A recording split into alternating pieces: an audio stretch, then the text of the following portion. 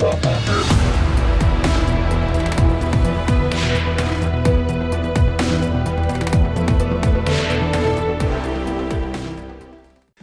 entretiens des patriotes, bonjour à tous. Clash entre Dupond-Moretti et le Rassemblement national. L'insulte comme un aveu de culpabilité et puis la polémique Patrick Cohen. Avant de traiter ces informations et beaucoup d'autres, vous connaissez le rituel sur cette chaîne. Je veux remercier tous ceux qui me permettent de me consacrer essentiellement à la réinformation en me finançant à l'aide des merci rémunérateurs. Et aujourd'hui sont à l'honneur des fidèles parmi les fidèles, Vincent Sorguius, Yvan Guérin, Rodogune Petitpas et Philippe Michaud. Merci à eux du fond du cœur. Et puis, je tenais à vous remercier. Vous êtes formidables pour tous les pouces levés, la diffusion sur d'autres réseaux sociaux et les gentils messages. On ne lâche rien. On va revenir sur une information que j'ai traitée hier, mais la polémique enfle. C'est l'éditorial de Patrick Cohen. Salut Patrick. Donc, à rebours de son usuelle objectivité, Patrick Cohen se livre ici à une réécriture de l'attaque de Crépol, disparition des couteaux dont étaient armés les assaillants et de leur profil délinquant, minimisation des motivations racistes. Ce déni ne fait qu'envenimer la situation. C'est un tweet très riche en enseignements. On va s'intéresser d'abord à la personnalité même d'Éric Nolot. Éric Nolot n'est pas un journaliste, mais un animateur télé, mais de la mouvance presse aux ordres. Éric Nolot a défendu les narratifs du Big Pharma, d'Emmanuel Macron, d'Olivier Véran pendant la pandémie. C'est ce qu'il doit qualifier dans son tweet d'usuel objectivité. Et oui, ils ont partagé avec Patrick Cohen ces mêmes mensonges. Donc, usuelle objectivité appartient à la langue orwellienne, cela signifie propagande. Mais voilà, Éric Nolot divorce de Patrick Cohen, il condamne l'édito de Patrick Cohen. Alors, pourquoi ? La première raison, vous la connaissez peut-être, il travaille sur CNews, et sur CNews, on n'a pas tout à fait le même narratif que sur le service public. Et puis, il y a une deuxième raison, c'est que les preuves sont là, elles s'étalent dans toute la presse. Il y a une partie des journalistes, en effet, qui ne veulent plus suivre le narratif progressiste. Il y a encore 5-6 ans, Patrick Cohen faisait la pluie et le beau temps dans le milieu du journalisme. Quand il disait quelque chose, tous les autres aboyaient de concert avec lui. C'est terminé, les temps ont changé. Et même mieux, le Rassemblement national veut porter plainte contre Patrick Cohen. Je saisis l'Arcom, cette séquence fait la honte de l'audiovisuel public, nous dit Laure Lavalette. La toute-puissance et l'impunité de Patrick Cohen viennent de s'achever devant nos yeux. Enfin, une bonne nouvelle. Patrick Cohen me fait penser un petit peu à ces journalistes progressistes qui croisent une victime des racailles. La pauvre victime a un poignard planté entre les deux omoplates. Eh bien, Patrick Cohen n'appelle pas le SAMU, non, il appelle la police pour détention d'armes prohibées. Voilà un petit peu le niveau de ces journalistes du service public. Je vais revenir sur deux éléments qui ont fait réagir vivement les réseaux sociaux. Le premier élément, Patrick Cohen affirme que ces jeunes de la cité de la Monnaie sont venus s'amuser et draguer les filles. Voyez comment répond Juliette Brienz. Ils étaient venus s'amuser, draguer des filles. La soirée se passait très bien. Les photos montrent qu'ils embêtaient en effet les jeunes filles de cette soirée. Quant à Gabrielle Cluzel, sérieusement, ça ne dérange aucune féministe que tant de monde ait l'air de trouver normal qu'on vienne draguer les filles avec des couteaux longs comme le bras. Patrick Cohen, manifestement, s'est fait harakiri tout seul.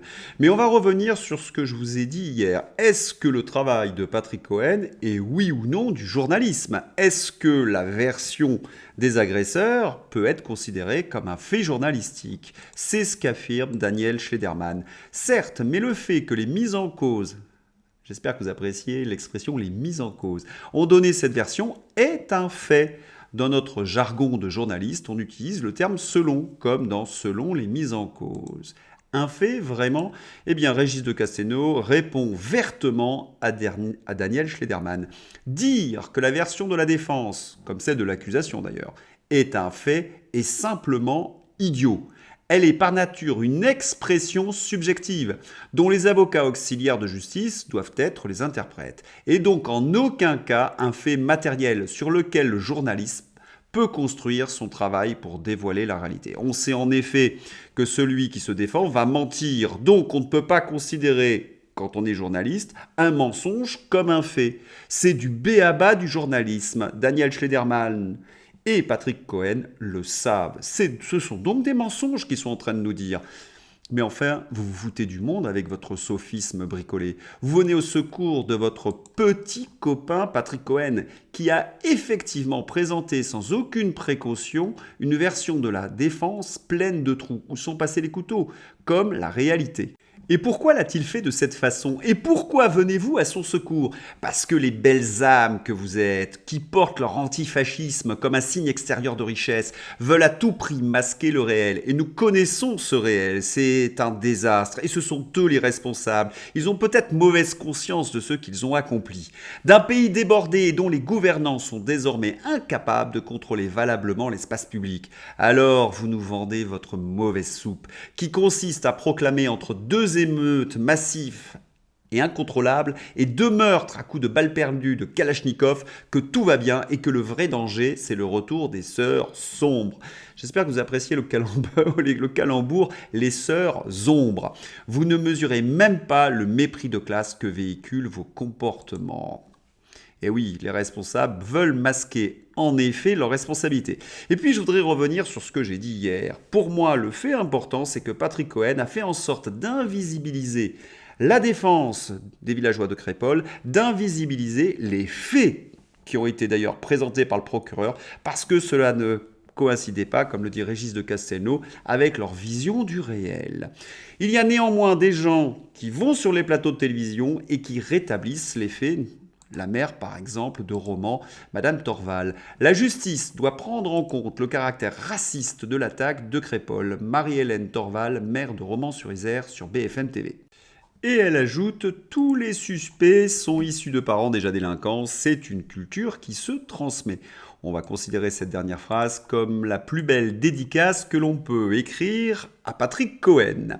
C'est dans ce contexte très tendu qu'il y a eu un clash entre le ministre de la Justice Dupond-Moretti et les députés du Rassemblement national, à tel point que Marine Le Pen s'est exclamée à la sortie de l'hémicycle « Nous allons porter plainte contre Éric Dupond-Moretti. Nous en appellerons à la Cour de justice de la République qu'il doit finir par bien connaître. » Allusion au fait que le ministre de l'Injustice Dupond-Maserati est en effet jugé en ce moment par la Cour de justice de la République. Une première. Alors, que s'est-il passé pour que Marine Le Pen veuille porter plainte? Eh bien, les fameuses questions au gouvernement, une députée du Rassemblement national, Michel Martinez, député des Pyrénées-Orientales, demande en quelque sorte à Dupond-Moretti de s'expliquer sur son calamiteux bilan en tant que ministre de l'Injustice. Vous connaissez le Yéti, il s'emporte.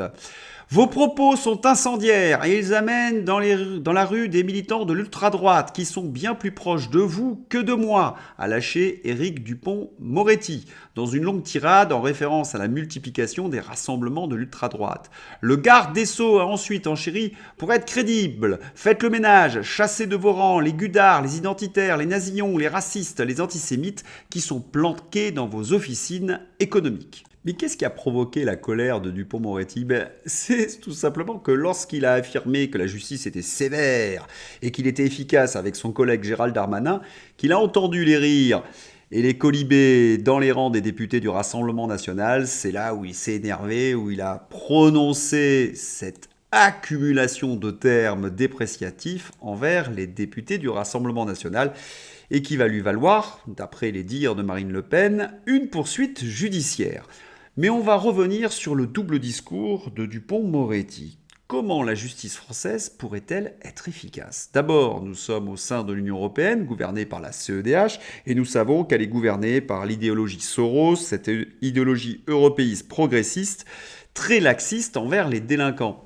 Pour preuve, je vous renvoie notamment au verdict de mon émission d'hier.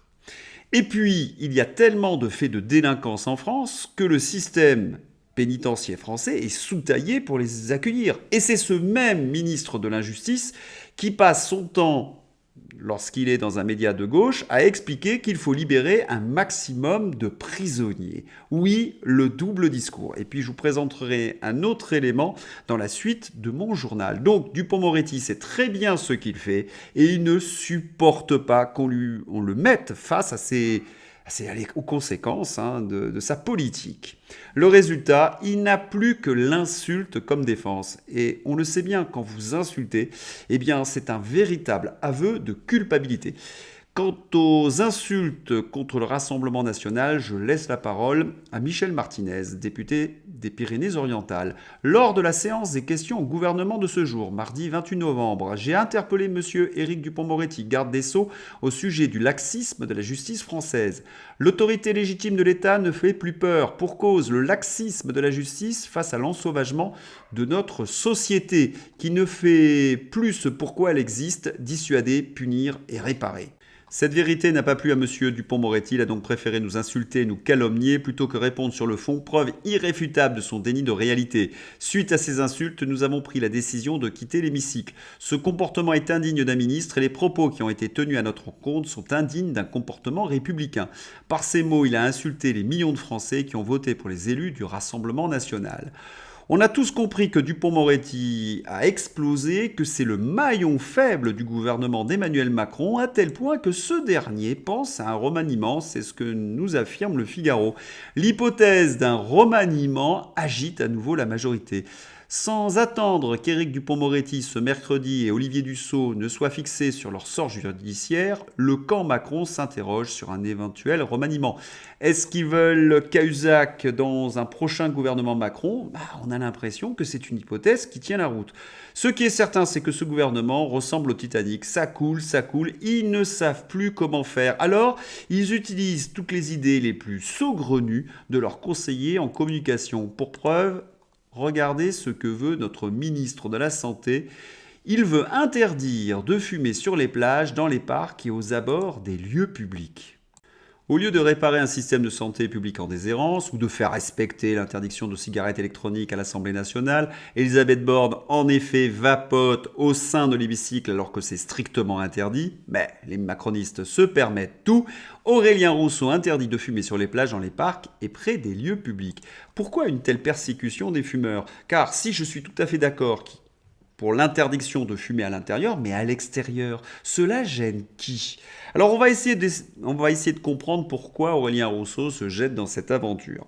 Première raison, les vraies décisions au sujet de la santé et au sujet des finances publiques sont prises désormais à Bruxelles. Il ne peut rien faire pour sauver l'hôpital public puisque Bruxelles lui recommande de fermer des lits ou de fermer des maternités et autre chose. Il a donc besoin d'exister aux yeux du grand public alors que son bilan est désastreux. Il a fallu donc trouver une cause pour qu'il apparaisse favorablement aux yeux du public, le tabagisme. Il a demandé donc à ses communicants de lui fournir un projet clé en main et le voilà, l'interdiction de fumer aux abords des lieux publics. Vous imaginez les policiers qui vont devoir verbaliser pour les gens qui fument à tant de distance d'un lieu public ? Est-ce qu'ils n'ont pas autre chose à faire avec la délinquance que nous avons ?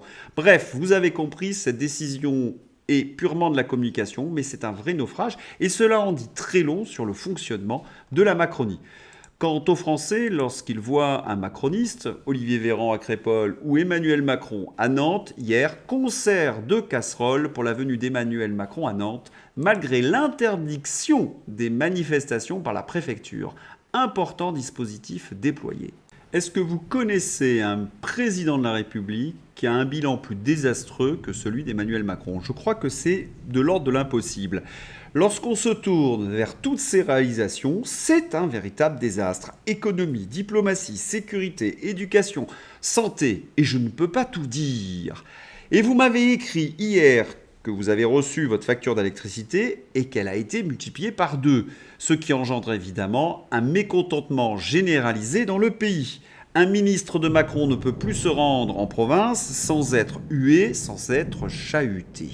Quant à Emmanuel Macron, il se rend à Nantes. Eh bien, malgré un dispositif policier important, malgré des interdictions, les Français l'accueillent à grands coups de casserole. Un véritable désastre, vous dis-je. Et les ministres, lorsqu'ils passent à la télévision, ils ne croient même plus ce qu'ils annoncent. Ils savent que ce sont que des gesticulations et que le public derrière l'écran ne peut plus les croire. Et les nouvelles arrivent chaque jour plus désastreuses que les unes que les autres. C'est ce que nous rapporte François Langlais. L'Occident n'a plus les moyens d'imposer des sanctions à la Russie. RTL précise, la croissance russe sera l'an prochain 3 fois supérieure à celle de la zone euro. Mais il faut traduire ce que cela signifie. Autrefois, quand l'Occident, c'est-à-dire les USA et l'Union européenne, les pays de l'Union européenne, imposaient des sanctions à un pays, comme l'Irak, eh bien, ce dernier était véritablement à genoux. Aujourd'hui, ces sanctions ne fonctionnent pas, l'économie russe décolle, tandis que c'est nous qui payons les sanctions. Mais quelle défaite! Et nous ne savons pas comment sortir de ce bourbier. Alors que la fin de Kiev approche, ils ont intérêt à trouver un plan B parce que ça va véritablement leur revenir à la gueule. En effet, nous apprenons à la une du Figaro eh bien, que Kiev soupçonne Moscou d'avoir empoisonné l'épouse d'un chef du renseignement. L'Ukraine soupçonne la Russie de l'empoisonnement de l'épouse du chef de renseignement militaire ukrainien, Kirilo Boudanov, que nous connaissons bien sur cette chaîne, a indiqué à l'AFP un porte-parole de cette structure, Andrei Youssov. C'est l'hypothèse principale, a-t-il dit, assurant qu'il s'agissait d'un empoisonnement délibéré aux métaux lourds, notamment mercure et arsenic, et non d'un accident. Est-ce que quelqu'un pense vraiment que cela peut être la Russie? Même les journalistes de LCU accusent indirectement le pouvoir de Kiev. Cette histoire d'empoisonnement est vraiment très étrange. En effet, le journaliste de LCU dit qu'il ne sait même pas si Boudanov est toujours vivant et il se pose la question s'il n'y a pas une rivalité entre différentes factions au sein de Kiev. Oui, sur LCU, je vous mets la vidéo dans la description. Et Hervé Carès commente « Les divisions au sein de l'appareil d'État ukrainien commencerait-elle à entraîner des règlements de compte et des pressions dignes des mafias? À suivre. Après le cadeau d'anniversaire explosif ayant tué un officier supérieur proche du chef des armées ukrainiennes, Zaloujny. Est-ce qu'ils ne sont pas tous en train de se bouffer entre eux? Vous savez également que la population ukrainienne est très mécontente. Allez, on va terminer ce journal sur une petite dédicace à Dupond-Moretti sur la notion de fascisme. 99% de la classe politique française veut donner plus de pouvoir à l'Union européenne. Eh bien, un sondage sorti ce soir nous apprend que ce n'est le cas que de 9% des Français. Ils sont en revanche 49% à vouloir qu'elle en ait moins, Opinionway. Ça la fout mal pour la souveraineté européenne de Macron. La question du Frexit n'a pas été posée dans ce sondage, mais il est évident que l'idée progresse. On continue, on avance, on accélère. Quel est le rapport, me direz-vous, entre Dupond-Moretti et les fascistes? Eh bien, Dupond-Moretti qualifie tous ceux qui critiquent sa politique de fascistes. Et quand on regarde ces chiffres, on se souvient de la définition du fascisme. Le fascisme, c'est quand un gang, une petite minorité d'individus, impose par la violence sa volonté au plus grand nombre. Lorsqu'on a ce type de sondage, est-ce qu'on n'est pas dans une dérive fasciste? À vous de juger. Et puis, nous avons appris que pour, nous obliger à suivre leur voie, ils utilisent une véritable industrie de la censure. Le journaliste Michael Schellenberg a reçu une masse de documents par un lanceur d'alerte sur la construction du complexe industriel de censure, créé en 2017 suite au Brexit et à l'élection de Donald Trump. Le gouvernement américain ne pouvait la construire directement. Il a fait appel à des partenaires privés. Témoignage jeudi devant une commission du Congrès américain. Eh bien, on attend avec beaucoup d'impatience ce témoignage. Allez, on va finir par la folie de l'Union européenne, la folie Pustula. Pustula et la Commission européenne veulent masquer les vaches pour qu'elles n'émettent plus de méthane. Alors, je ne sais pas très bien comment cela fonctionne, mais c'est un masque anti-P. Le musée des horreurs, ça suffit, du balai avec l'Union européenne. Si vous avez aimé ce journal, n'hésitez pas à le diffuser, à le soutenir. Et puis je vous souhaite une excellente journée. À bientôt. Au revoir.